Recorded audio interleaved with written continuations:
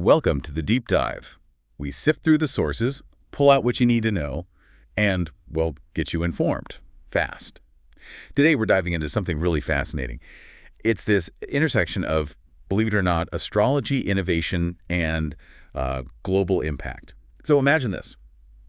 What if a specific alignment way up in the stars actually coincided with the birth of people and trends that basically built our digital world? It's a pretty compelling idea. Right. And the core concept we're exploring is called the Jupiter-Uranus generation. So picture it, 1955, Jupiter and Uranus, these two significant planets, they meet up in the sign of Cancer. Okay.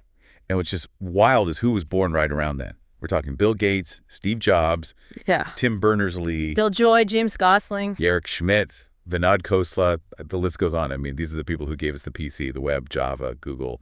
And crucially, also the financial structures behind it all. The stuff that turned code into, trillion-dollar companies. Exactly. But the source we're looking at today adds this extra layer, doesn't it? Something specifically about the U.S. It does. It gets really specific, actually. This 1955 conjunction, it didn't just happen anywhere. It landed precisely on what astrologers call America's Mercury. America's Mercury. And it was also happening right alongside America's own Jupiter placement in its chart.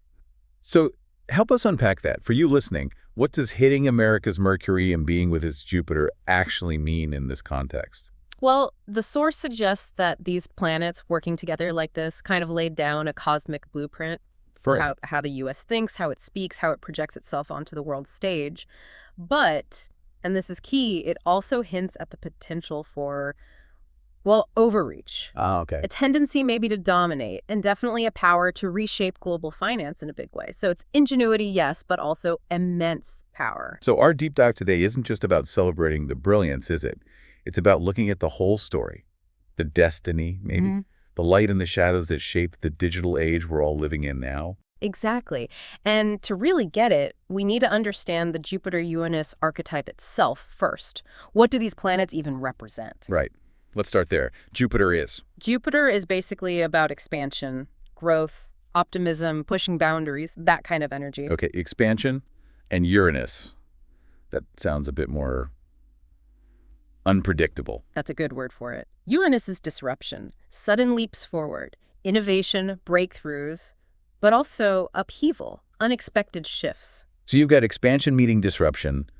What happens when you put those two together? What kind of energy does that create? Well, together, they're seen as this really potent seed for invention, for breakthroughs, major discoveries, big societal changes. Sounds powerful. It is incredibly dynamic. But like you said, there's always this dual face. It's liberation and progress on one side, but instability on the other. Exactly. Unintended consequences. Think about the moon landing. An amazing, inspiring moment for humanity, right? Yeah. A huge leap. But the source points out it was also massively fueled by Cold War rivalry. So even that incredible achievement had this underlying tension, this kind of shadow aspect. And I guess the internet is maybe the ultimate example of that duality today, isn't it? Oh, completely. I mean, it liberated knowledge for millions, billions maybe, connected the whole world. Amazing. Yeah. But that exact same force, and also unleashed mass surveillance, allowed these huge monopolies to form, created this, information overload we all feel. That's Jupiter-Uranus in action. It's really something to think about how specific these alignments are claimed to be. Let's dig into the details of that 1955 conjunction. The source calls it the 1955 seed, right? Jupiter and Uranus meeting between 24 and 29 degrees of Cancer. Yes, and this is where the link to America's chart gets, pretty striking. How so? Okay, so the sources detail this. In October 1954, Jupiter and Uranus were conjunct together at 27 degrees Cancer, and that point was exactly opposite America's Pluto placement. Opposite Pluto. And Pluto's often linked to power, transformation, sometimes wealth or debt. Exactly. And it's in what's called the U.S. second house. Think of that as the nation's core resources, its values, its fundamental wealth. So right away, there's a hint of transformation around America's financial power. Okay.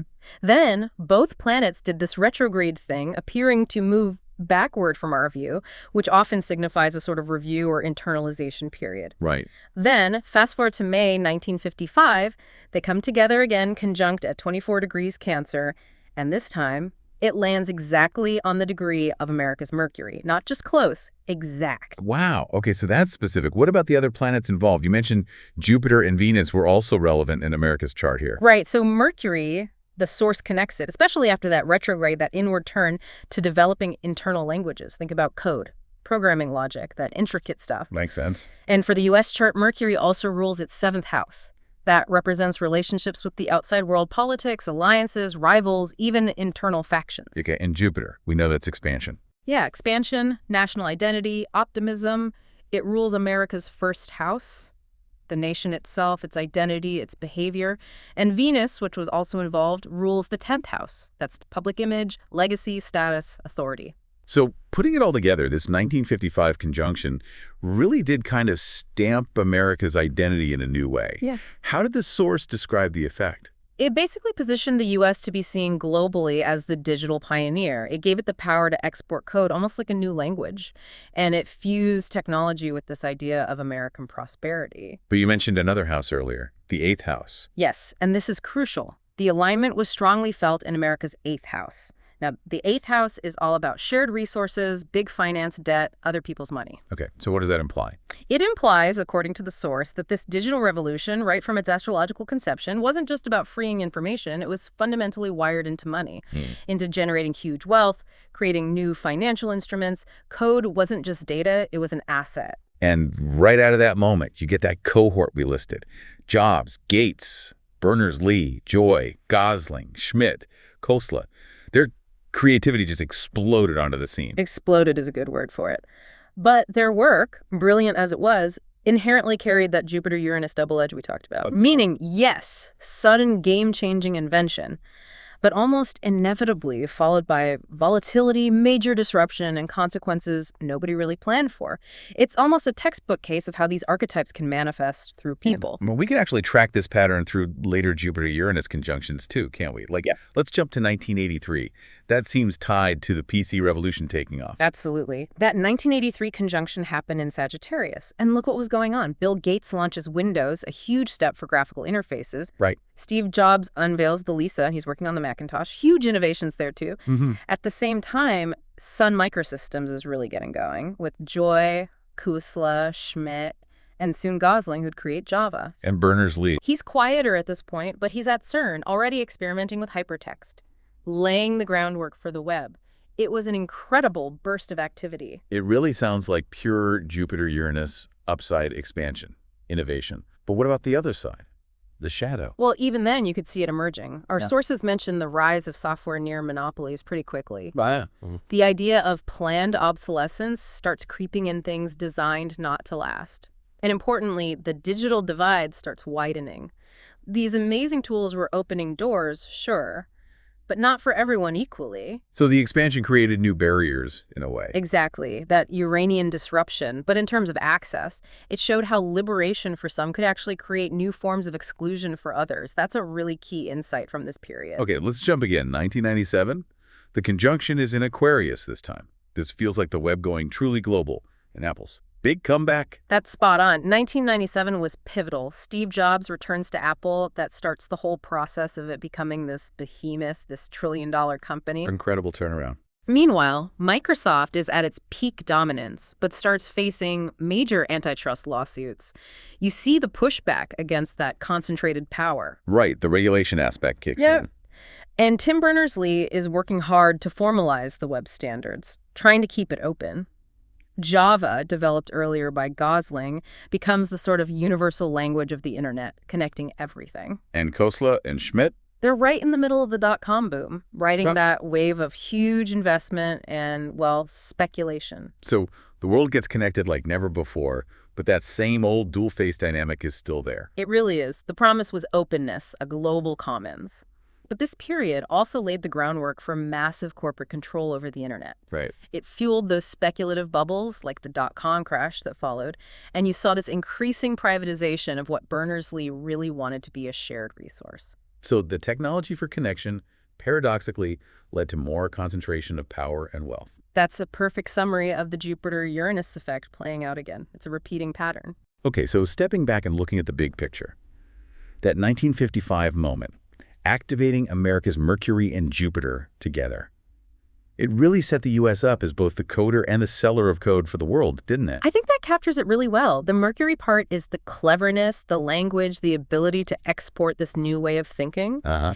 And the Jupiter part is the expansion, the national identity getting tied up in this, the huge economic boom that came from leading this tech wave. But always with that eighth house flavor, as you said. Finance baked in. Always. It wasn't just about inventing gadgets. It was about inventing ways to turn those inventions into assets. Securities, IPOs, monopolies. The financial architecture was just as innovative in a way as the technology itself. It's such a complex legacy when you lay it out like that. The light side is, well, it's incredible. Global innovation we can't imagine living without. Whole new ways of thinking, entire industries. Absolutely undeniable. Massive leaps forward. But the shadow side is just as real. Huge concentration of wealth, surveillance capitalism becoming, the norm, and this global dependence on systems controlled by just a handful of players. It really is the full spectrum of that Jupiter-Uranus energy played out on a massive scale over decades. And maybe the core lesson, if there is one, is just that. Every big leap forward brings disruption. Every liberation potentially creates new ways we get tangled up. The tools that generation gave us, they're indispensable now. It's hard to even picture modern life without them. Completely integrated. But yeah, that same cycle that sparked the invention also seems to have sparked the volatility, the overreach. And it traces back, according to this analysis, to that very specific 1955 alignment. Jupiter and Uranus hitting America's Mercury and co-present with its Jupiter. That seems to be the moment that really locked in the U.S. role as the world's coder, the source of the PC, the web, the whole platform economy. Which makes you think the cycle comes around again. It just happened in 2024. A new conjunction. So as this new astrological seed gets planted, with technologies like AI, quantum, blockchain emerging, Yeah. the big question is, will this next wave be truly liberating? Or are we going to find ourselves even more entangled? Yeah, that's the question the source leaves us with. Will it be real liberation this time, or just a different kind of dependency, a different kind of control? And the stars, presumably, don't give us the answer to that. No, they just mark the turning points, the potential. They set the stage, maybe highlight the themes we'll be grappling with. But the rest, well, the rest is up to us, isn't it? How we choose to build and use whatever comes next.